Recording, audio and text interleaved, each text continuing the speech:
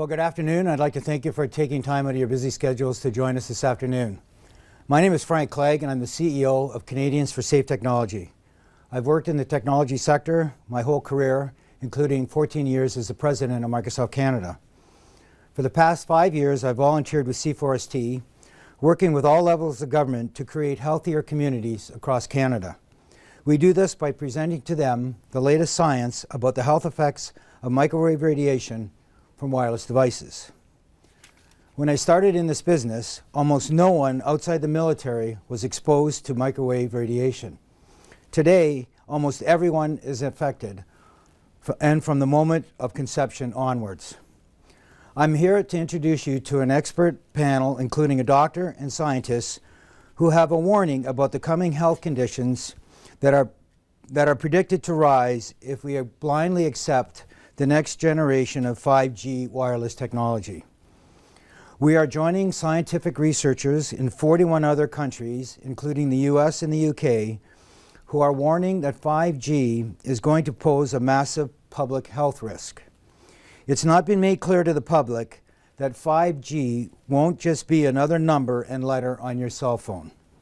It requires an entirely new infrastructure of thousands of small cellular antennas to be erected throughout cities where it's going to be installed. All of our speakers today have delivered expert testimony to the Parliamentary Health Committee in Ottawa on the subject of wireless radiation and human health. But so far, the only public discourse on 5G has been whether we should let a Chinese company install it or not. Today, we are here to change the conversation to the predictable and probable health risks that 5G wireless is likely to bring. I'll begin by introducing Dr. Rena Bray. Dr. Bray is trained as a chemical engineer and doctor of medicine with master's degrees in addiction, toxicology, and public health. She is associate professor in the Department of Family and Community Medicine with a cross appointment to the Dolly Alana School of Public Health at the University of Toronto. She is the medical director of the Provincial Environment Health Clinic at Women's College Hospital. Dr. Bray. Thank you. Over the past 15 years at our Provincial Environmental Health Clinic, we have been assessing an increasing number of vulnerable patients who have been referred from across Ontario, including but not limited to Toronto, Hamilton, London, Windsor, Ottawa, Sudbury, Thunder Bay, and Timmins, and those who suffer from the adverse effects brought on by electromagnetic exposures, most commonly to non-ionizing radiofrequency radiation. These sources include cell phones, Wi-Fi, an increasing number of wireless radiation-emitting consumer devices, and cellular communication towers. More and more doctors are becoming aware of this condition, as demonstrated by the rise in the number of referrals. The most prevalent symptoms include headache, fatigue, decreased ability to concentrate, tinnitus, irritability, and insomnia. Impacts on the heart and the nervous system are also of great concern. Because of these symptoms, some people have been forced to quit their jobs or have had to take time off work or experienced reduced productivity. At the Environmental Health Clinic, we help them to identify the cause of their symptoms and educate them in order to minimize exposures and therefore recover more readily. We see people from all walks of life, including teachers, students, government workers, and business people. We are concerned that the upcoming introduction of 5G will significantly increase the proximity and extent of exposure to microwave radiation in Ontarians. We predict that the number of people who develop the symptoms I just mentioned will rise in the places where 5G is first installed. Tomorrow, on May 31st, Women's College Hospital in Toronto will host a full-day symposium for healthcare providers across Ontario to discuss the science behind the health effects of wireless radiation and to show healthcare providers how to identify and manage the increasing number of people suffering from it. It is important to explain today what 5G means to people who aren't yet sensitive to microwave radiation or maybe aren't aware that they are sensitive. Many more people have symptoms that they don't know how to attribute to wireless radiation exposure. I'd like to introduce Magda Havas to explain the elevated risks associated with wireless 5G. Dr. Havas is a professor emeritus at Trent University. In the early days of her career, Dr. Havas informed all levels of government about acid rain, before the politicians understood how dangerous it was. Her more recent work was linked to microwaves from cell phones and Wi-Fi to heart irregularities, including tachycardia. Dr. Havas is internationally recognized for her research in this field.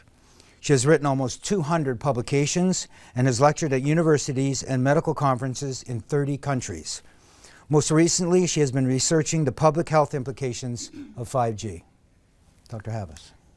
Thank you very much, Frank. 5G, the fifth generation technology, and the Internet of Things promises faster download speeds and the ability to have such conveniences as driverless cars and a host of applications most of us haven't even dreamt of.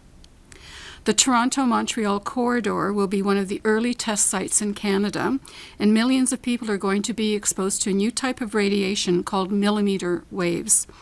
These are an integral part of the 5G technology.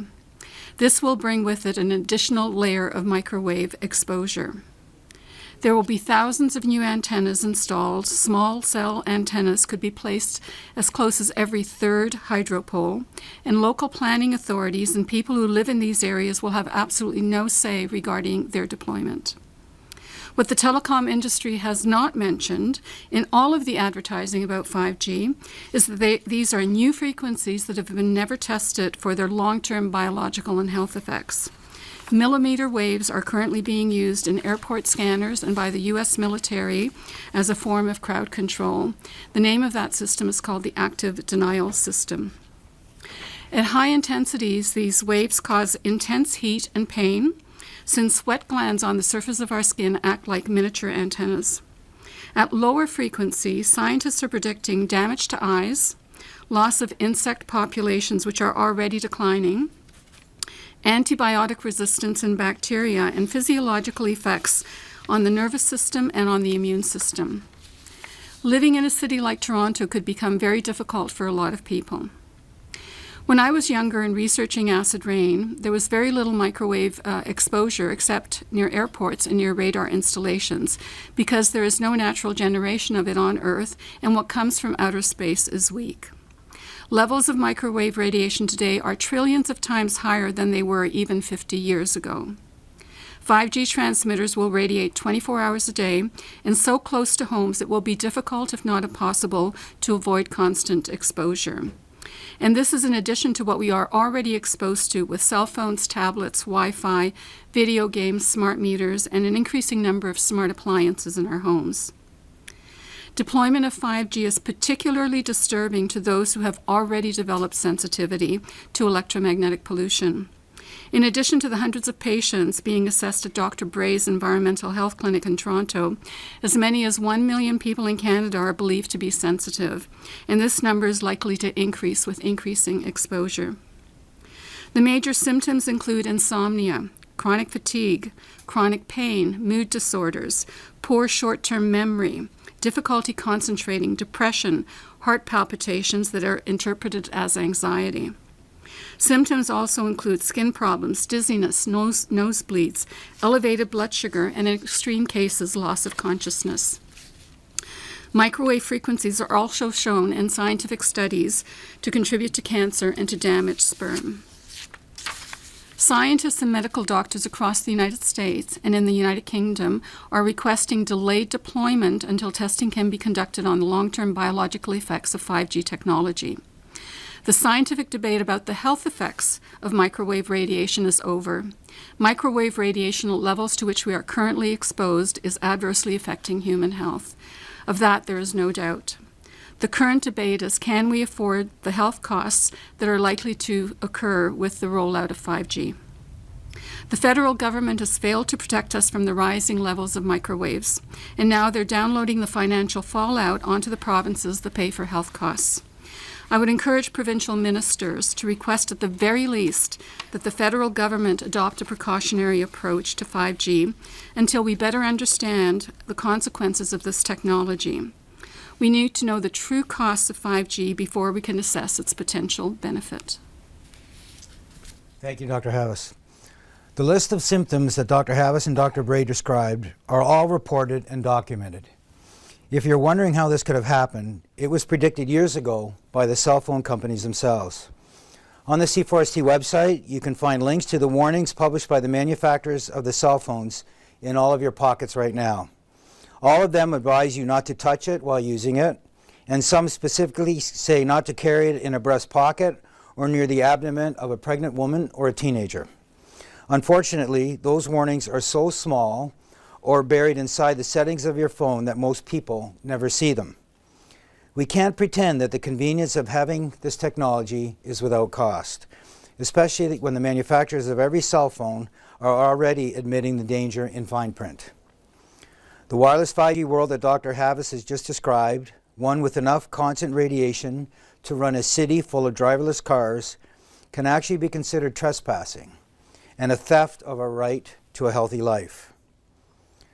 When we wonder if something is harmful, we look to the authorities to determine that things are safe for us.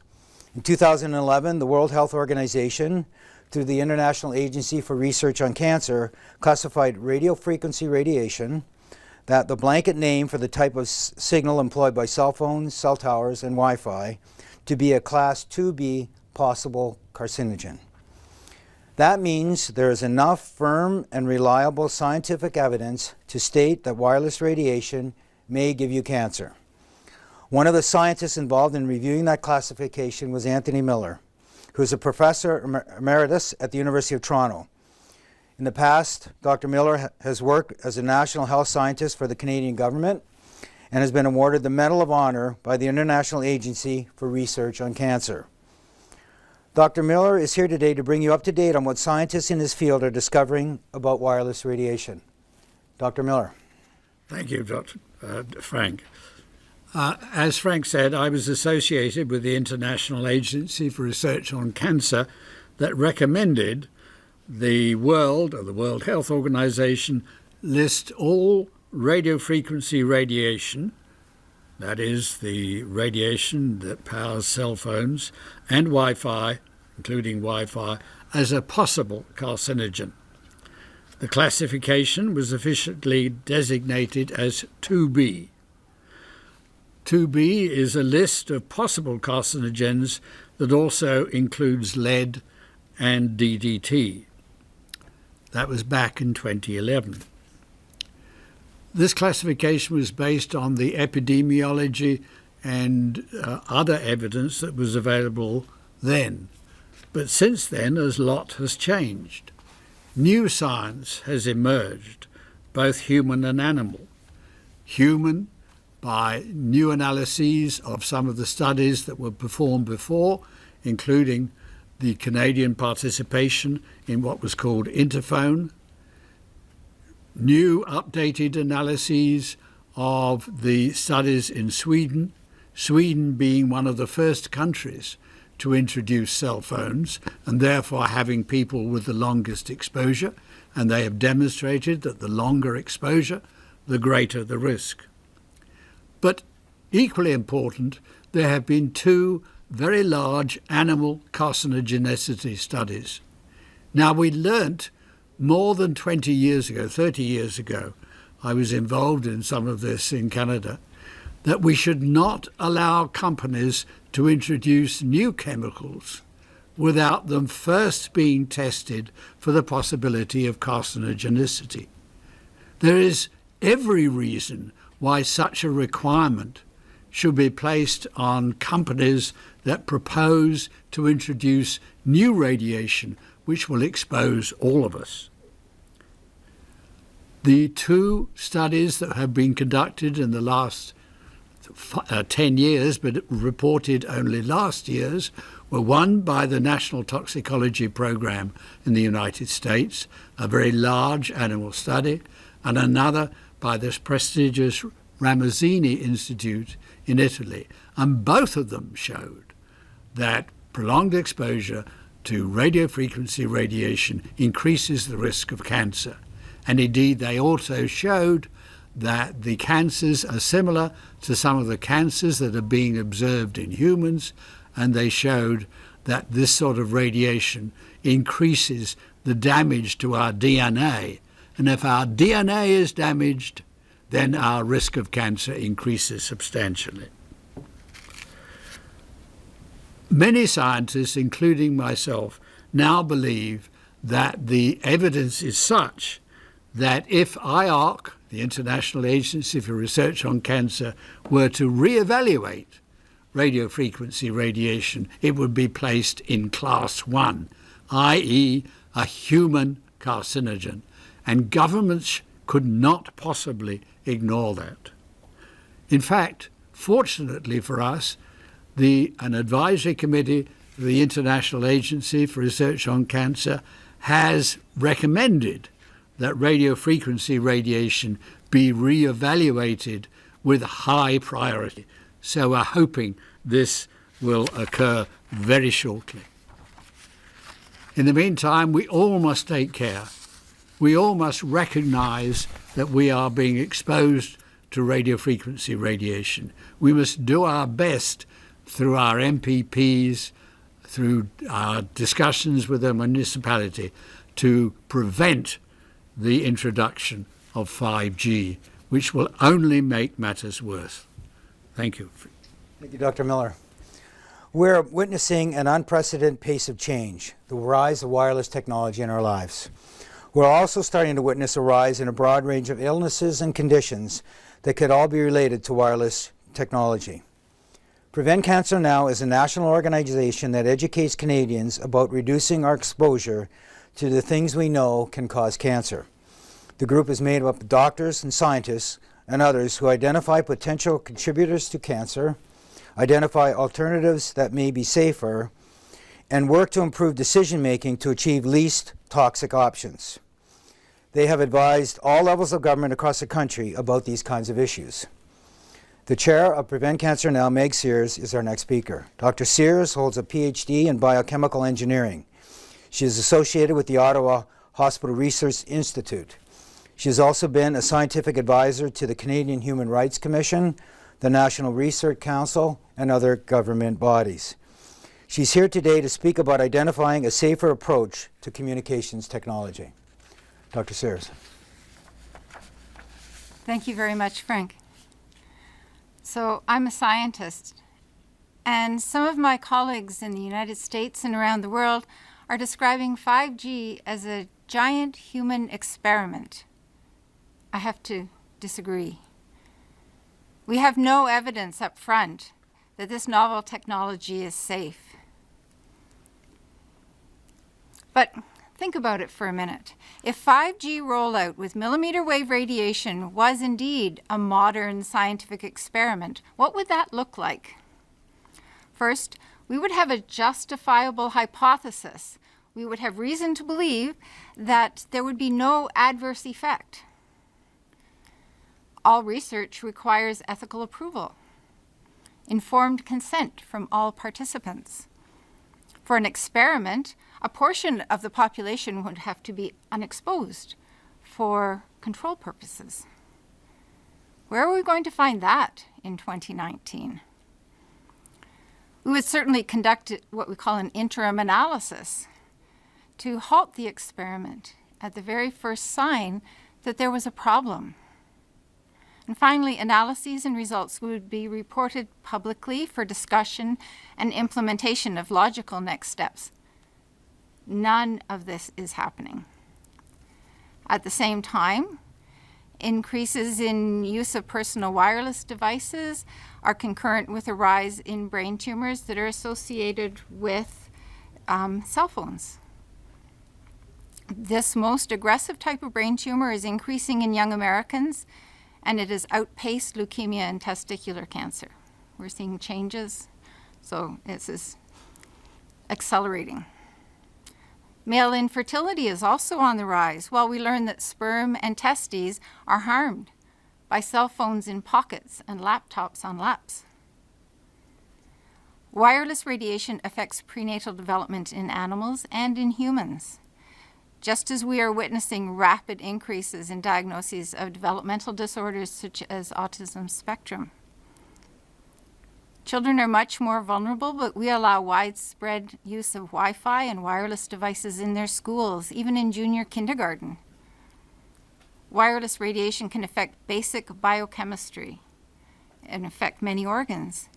But we don't have adequate data to make all of these connections scientifically. And without the data, science can't keep up with what's happening. The bottom line in Canada is that it takes decades for any new substance or technology to cause enough harm that it's finally proven dangerous and eventually is curtailed.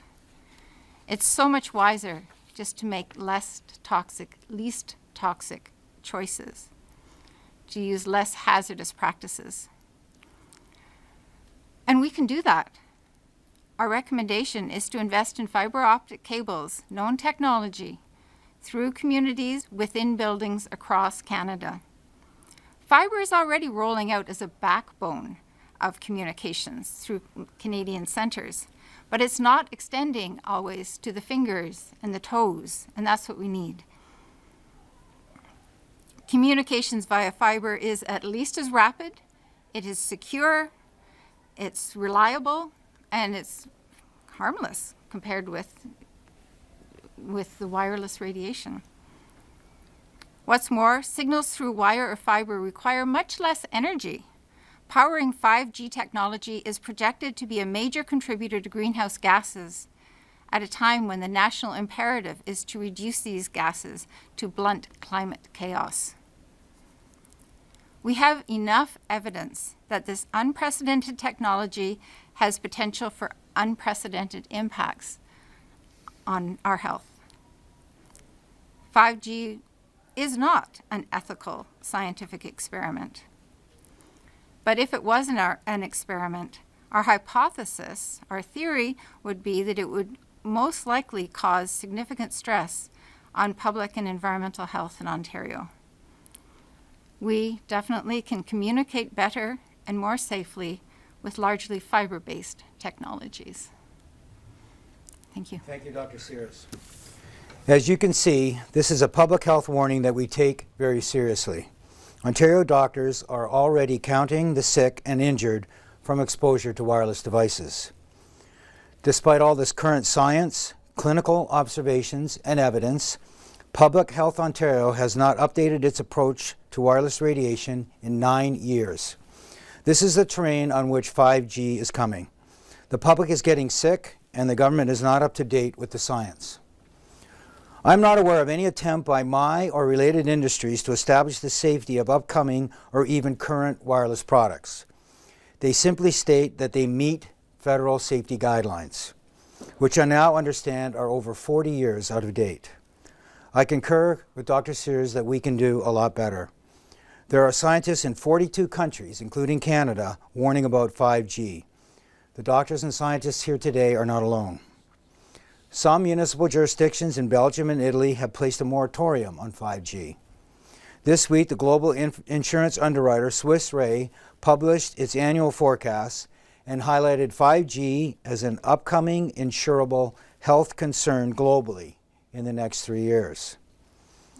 This health crisis is avoidable because there are alternatives to wireless that are faster, more secure, more reliable, and much safer. Today, we are recommending a 4-step path to a safer future. Our first recommendation is that, to the fullest extent possible, faster internet communication be built with fiber optic wiring into and throughout buildings.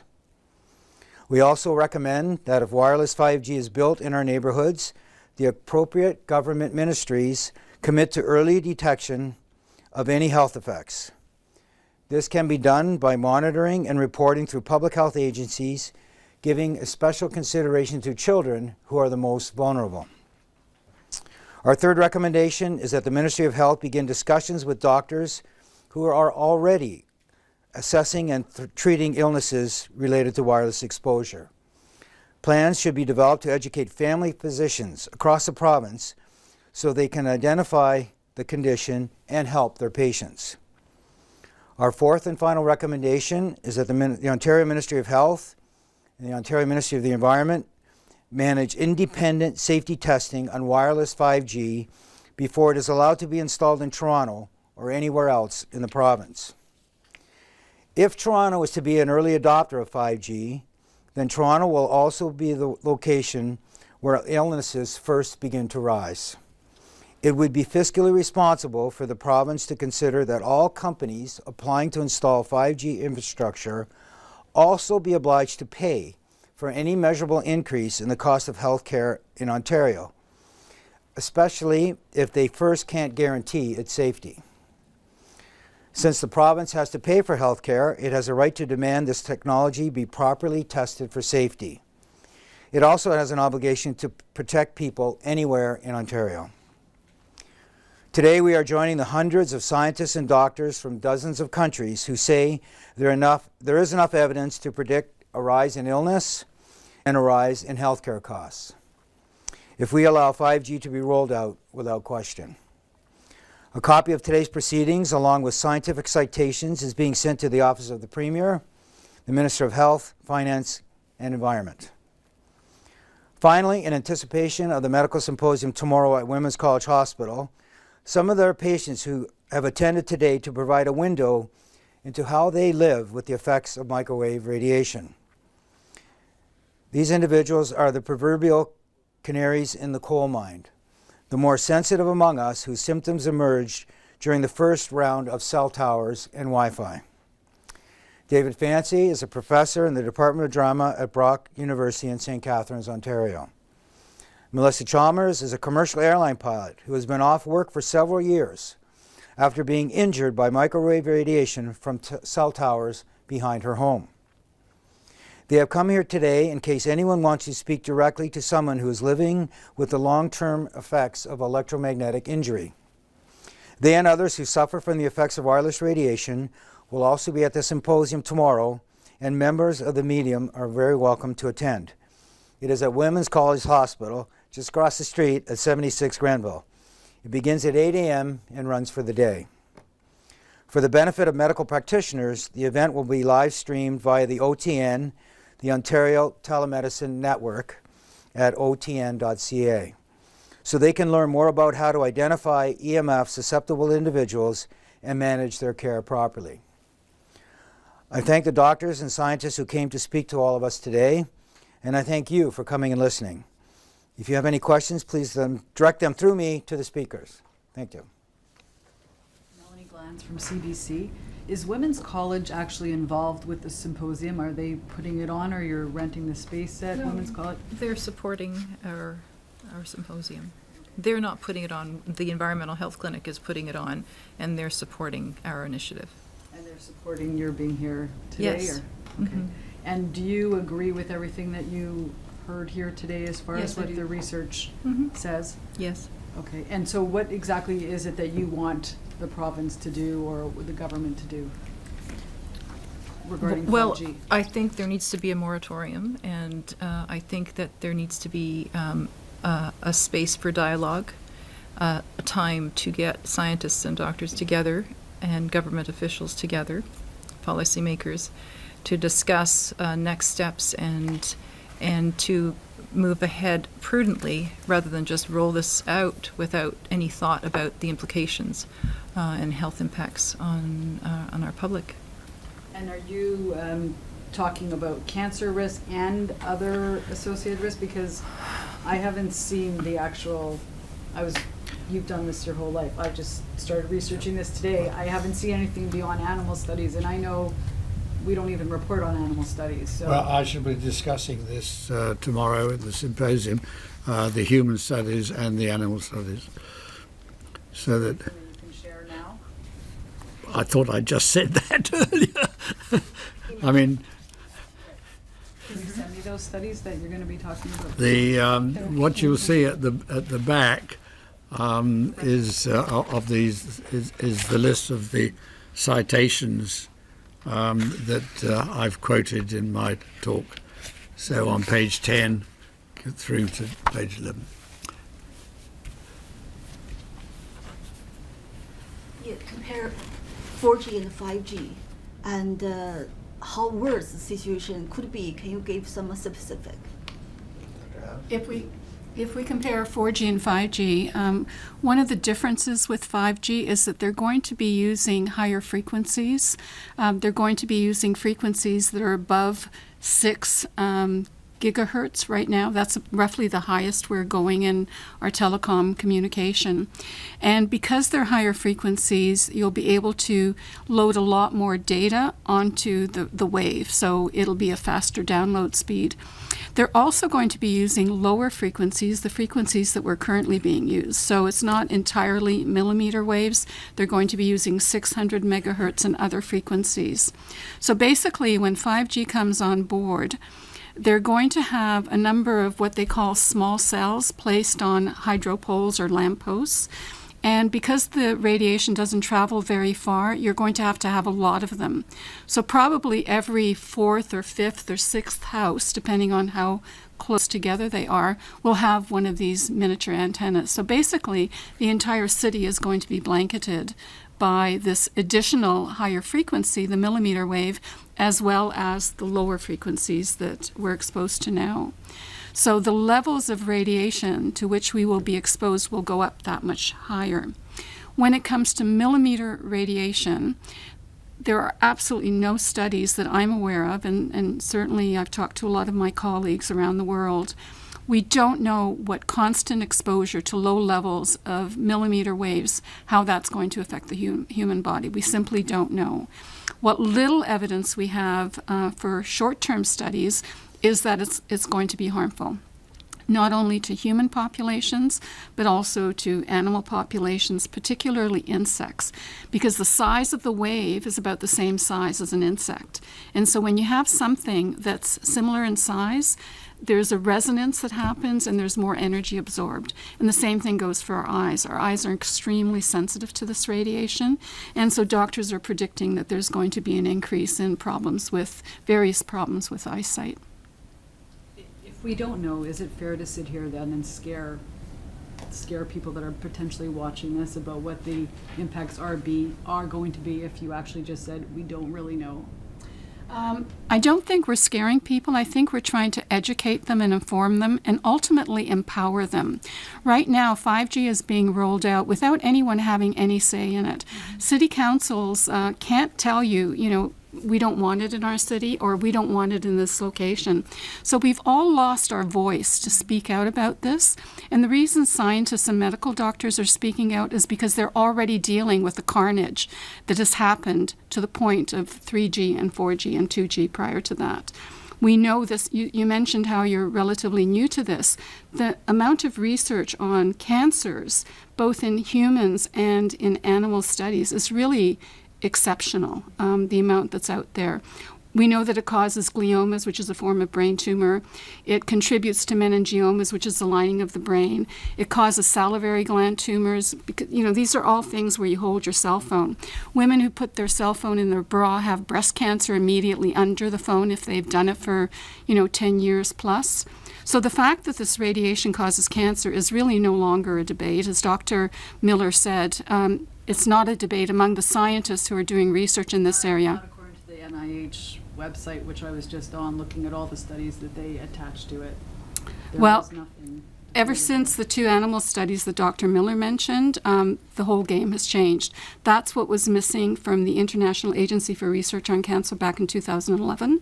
They didn't have really good animal studies. They only had one very large animal study. Now there are 3 of them, and they're all showing the same thing. So we can continue to hide, bury our head in the sand, and say, okay, we don't know what the consequences are. Let's roll it out and find out. And we're not going to be happy with those results. So I think the warnings that we're trying to provide, we're trying to wake up the population, not frighten them, wake them up and empower them. So far, how's the response from a federal level? Sorry, say that again? So far, how's the response from federal agencies, federal level? Because all the regulations and because the 5G will be across the country and all over the world. So with the upcoming federal election, did you approach different parties to raise this issue?